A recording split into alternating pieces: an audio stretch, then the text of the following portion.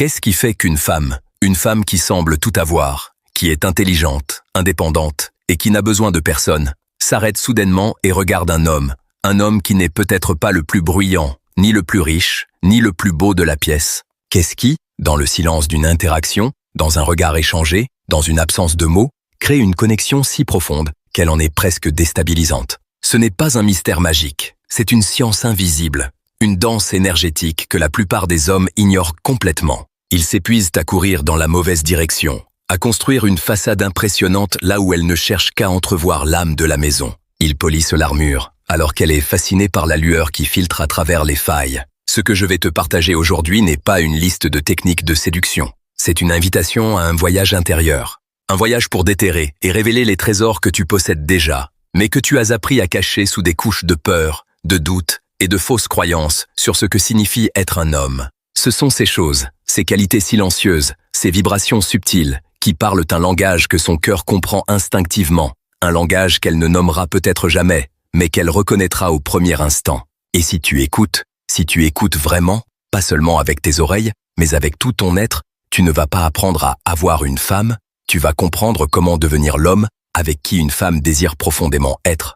La toute première chose, la plus fondamentale, celle qui est le socle de tout le reste, c'est ta capacité à habiter ton propre silence. Je ne parle pas du silence gêné que les gens se pressent de combler avec des banalités.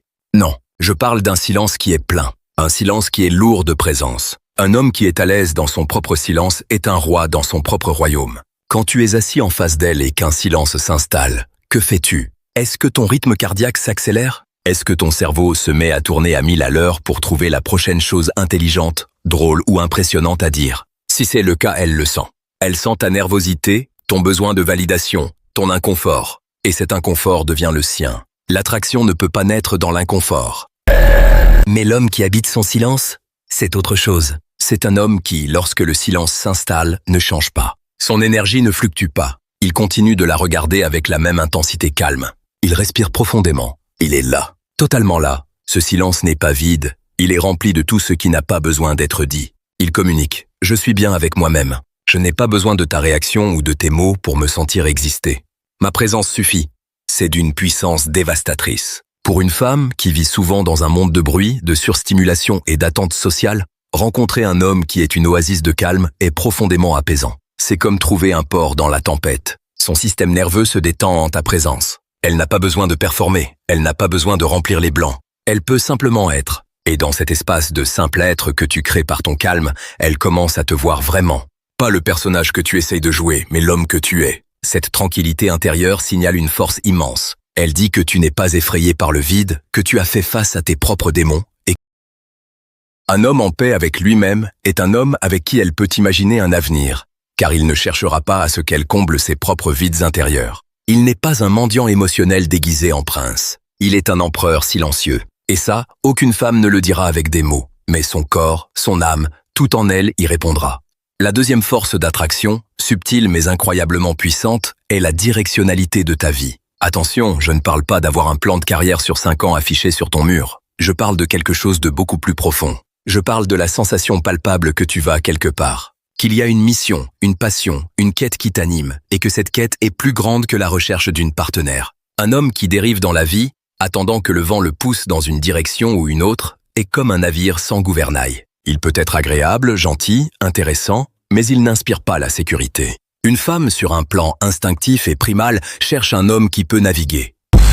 L'homme qui a une directionnalité, même s'il n'a pas encore atteint sa destination, dégage une énergie complètement différente. Quand il parle de ce qui l'anime, que ce soit construire une entreprise, maîtriser un art, aider une communauté ou explorer le monde, ses yeux s'allument d'une lumière particulière. Ce n'est pas de l'arrogance, c'est de la passion. C'est le feu sacré. Et ce feu est terriblement attirant. Pourquoi?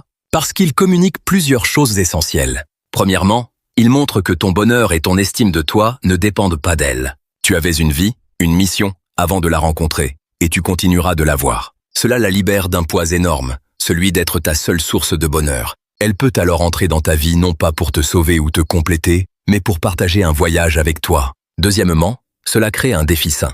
Ta mission est ta priorité. Tu ne vas pas tout laisser tomber pour elle au premier claquement de doigts. Elle sent qu'elle doit mériter sa place dans ton monde, qu'elle doit être une addition de valeur à ta vie, et non son centre. Cela renverse la dynamique habituelle où l'homme fait de la femme le centre de son univers, ce qui est étouffant et tue l'attraction. L'homme le plus attirant est celui qui dit, par ses actions et non par ses mots, « Mon voyage est incroyable et je serai ravi que tu m'accompagnes, mais le train partira avec ou sans toi. » Ce n'est pas de la cruauté, c'est de l'intégrité. C'est savoir ce que tu veux dans la vie et t'y tenir. Elle ne le dira jamais, elle ne formulera jamais « Je suis attiré par toi parce que tu sembles avoir une mission qui te dépasse. » Mais elle ressentira un profond respect pour toi. Elle te verra comme un pilier, un roc sur lequel on peut construire, et non comme une feuille emportée par le vent.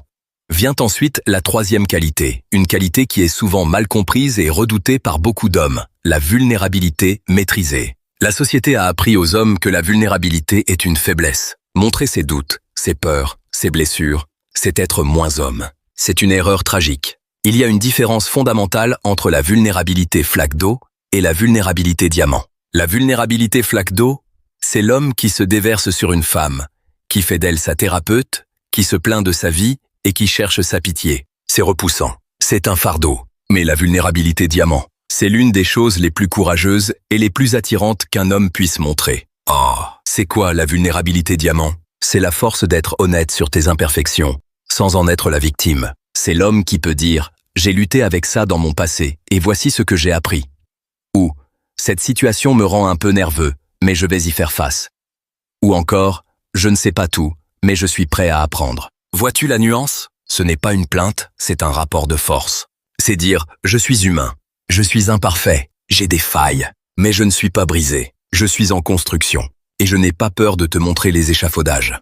Pour une femme, c'est un cadeau inestimable. Un homme qui prétend être parfait, qui porte un masque de stoïcisme et d'invincibilité, crée une distance infranchissable. Elle ne peut pas se connecter à une statue de marbre. Inconsciemment, elle se dit « Si je montre mes propres failles, mes propres peurs, il va me juger. Je ne peux pas être moi-même avec lui. » Mais l'homme qui pratique la vulnérabilité maîtrisée l'invite à déposer son propre masque. Il crée un espace de sécurité psychologique où l'authenticité est la bienvenue. Il communique « Je suis assez fort pour être vrai. Tu peux être vrai aussi. » C'est un acte de leadership émotionnel. C'est montrer le chemin vers une connexion réelle, profonde, au-delà des apparences. Elle ne dira jamais « J'adore que tu m'aies parlé de tes doutes avec autant de calme ».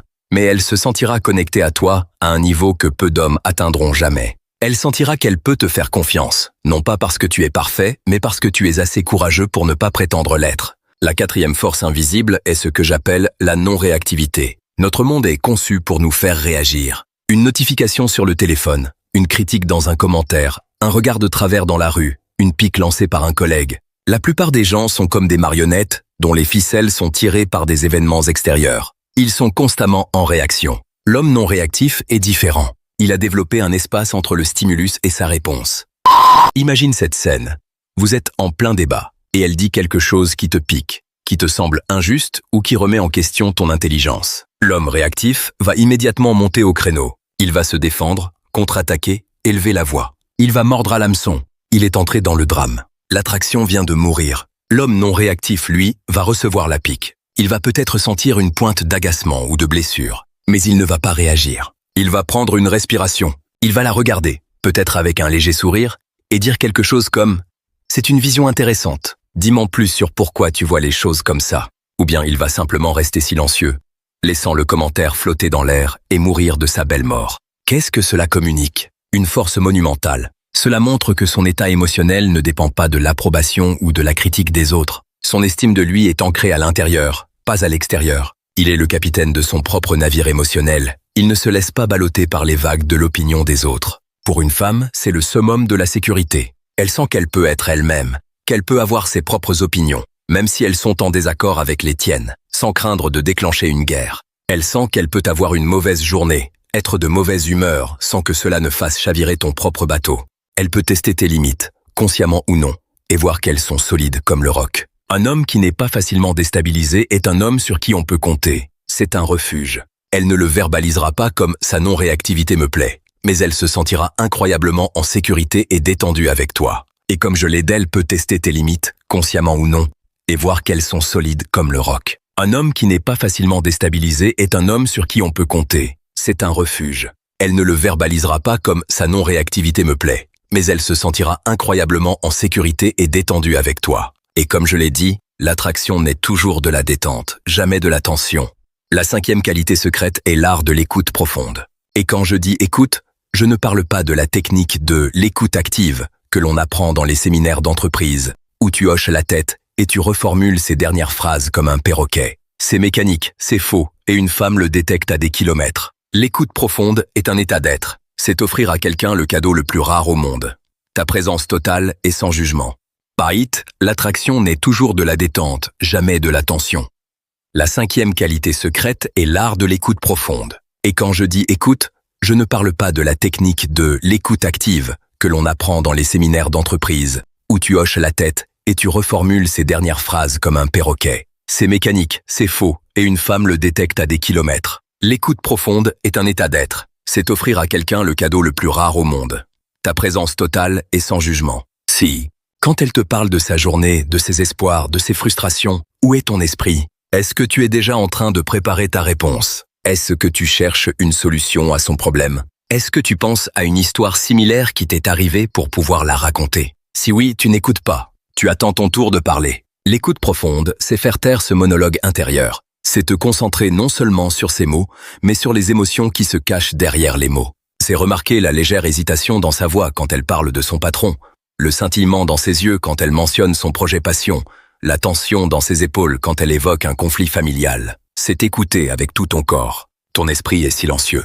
Tu es un réceptacle. Tu ne cherches pas à réparer, à conseiller ou à juger. Tu cherches à comprendre, simplement à comprendre son monde intérieur. L'homme qui maîtrise cet art pose des questions qui approfondissent, pas qui détournent. Au lieu de dire « tu devrais faire ça », il dit « comment te sens-tu par rapport à ça ?» Au lieu de dire « la même chose m'est arrivée », il dit « qu'est-ce qui a été le plus difficile pour toi là-dedans ?» Vois-tu la puissance de ce changement? Tu cesses d'être un solutionneur pour devenir un explorateur de son âme. C'est d'une intimité folle. Pour une femme, être écoutée de cette manière est une expérience rare et précieuse. Elle se sent vue, elle se sent comprise, elle se sent exister dans toute sa complexité. Dans un monde où tout le monde veut parler, l'homme qui sait écouter est un roi. Elle ne dira jamais « la façon dont tu m'écoutes sans chercher de solution est incroyablement attirante ». Mais elle dira à ses amis « je ne sais pas, avec lui, je peux tout dire. Il me comprend. » Et ce « il me comprend » est le code secret pour « je suis profondément attiré par lui ». La sixième force est ta relation avec le non.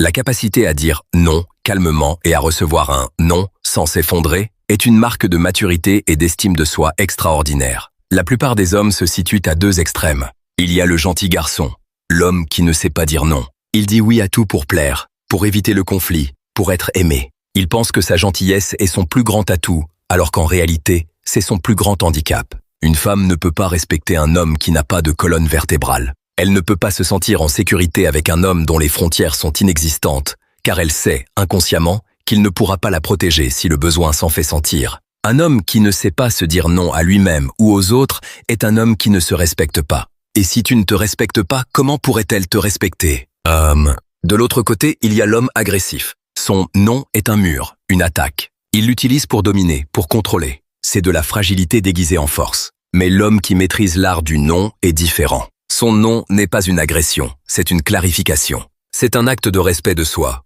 Il peut dire, sans colère ni justification excessive, « Merci de l'invitation, mais je ne pourrai pas ». Ou « Je comprends ton point de vue, mais je ne suis pas d'accord ». Ou encore « Je ne suis pas à l'aise avec ça ». C'est propre, c'est clair, c'est adulte. Mais ce qui est peut-être encore plus puissant, c'est sa capacité à recevoir un non, quand elle lui dit non. Que ce soit pour un deuxième rendez-vous, pour une relation sérieuse, ou pour quelque chose de plus intime. L'homme immature va soit supplier, soit argumenter, soit devenir froid et distant, soit se mettre en colère. Il prend le non comme un rejet personnel, une attaque contre sa valeur. L'homme mature, lui, entend le non. Il l'accepte. Il peut ressentir de la déception, et il a le droit, mais il ne la fait pas porter à l'autre. Il peut dire « D'accord, je comprends. Merci pour ton honnêteté. » Et il le pense. Il ne cherche pas à la manipuler ou à la faire culpabiliser. Il respecte sa décision. Cette attitude est d'une rareté et d'une beauté incroyable. Cela communique. Ma valeur en tant qu'homme ne dépend pas de ton oui. Je suis entier avec ou sans toi. C'est le summum de la confiance en soi. Et il n'y a rien, absolument rien de plus attirant que la confiance en soi authentique. Elle ne le dira jamais, mais le jour où elle te dira non et que tu répondras avec grâce et respect, son niveau d'attraction pour toi, paradoxalement, montera en flèche. Enfin, la septième et peut-être la plus énigmatique des forces d'attraction est ton rapport au plaisir. Pas seulement le plaisir sexuel, mais le plaisir en général. La capacité d'un homme à savourer la vie, à trouver de la joie dans les petites choses, à être un connaisseur de la bonne chair, de la bonne musique, des belles vues, de la sensation du soleil sur sa peau. Beaucoup d'hommes vivent leur vie comme une course, une série de tâches à accomplir. Ils sont dans le faire, pas dans l'être. Ils mangent sans goûter. Ils regardent sans voir. Ils touchent sans sentir. Et tant. L'homme qui cultive le plaisir est différent. C'est un homme sensuel, au sens noble du terme. Il est connecté à ses 5 sens. Quand il boit un verre de vin, il prend le temps de le sentir, de le goûter. Quand il écoute un morceau de musique, il se laisse transporter. Quand il marche dans la nature, il est présent à la beauté qui l'entoure. Il ne s'agit pas d'être un hédoniste décadent. Il s'agit d'être vivant, pleinement vivant. Pourquoi est-ce si attirant? Parce qu'un homme qui sait prendre du plaisir est un homme qui sait donner du plaisir. C'est la même énergie. Une femme sent instinctivement qu'un homme qui est capable de s'abandonner à la beauté d'un coucher de soleil sera capable de s'abandonner à sa beauté à elle. Un homme qui sait savourer un bon repas saura la savourer elle. La générosité dans le plaisir est contagieuse. Ah, cela communique aussi une forme d'abondance. Tu n'as pas besoin d'événements extraordinaires pour être heureux. Tu trouves de la richesse dans l'ordinaire. Ta vie est déjà pleine, elle est déjà riche. Tu n'es pas un désert émotionnel attendant qu'elle vienne y planter des fleurs. Tu es déjà un jardin luxuriant et tu l'invites à s'y promener. Quand tu l'emmènes dans un endroit que tu aimes, ce n'est pas pour l'impressionner.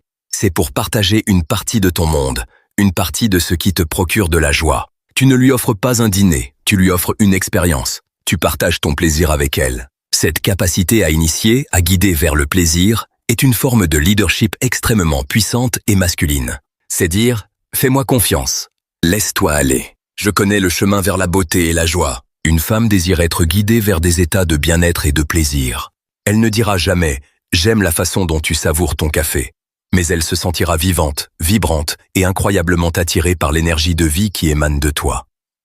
Ces 7 piliers, le silence habité, la directionnalité, la vulnérabilité maîtrisée, la non-réactivité, l'écoute profonde, la relation au non et le rapport au plaisir, ne sont pas des techniques. Ce sont les fruits d'un travail intérieur. Ce sont les symptômes d'un homme qui a décidé de prendre la responsabilité de son propre royaume émotionnel et spirituel. Tu ne peux pas faire semblant. Tu ne peux pas jouer à être l'homme non réactif si à l'intérieur tu bouillonnes de rage. Tu ne peux pas feindre l'écoute profonde si ton esprit est ailleurs. Les femmes, et les gens en général, ont un radar très fin pour l'incongruence, pour la différence entre ce que tu projettes et ce que tu es vraiment. Le chemin n'est donc pas d'apprendre à mieux jouer la comédie. Le chemin est de devenir cet homme. C'est de s'asseoir dans le silence jusqu'à ce qu'il devienne confortable. C'est de clarifier ta mission de vie, même si elle te fait peur. C'est d'oser montrer une faille, pas pour te plaindre, mais comme une preuve de ta force. C'est de pratiquer la pause avant de réagir. C'est de te taire et d'écouter encore et encore. C'est de dire non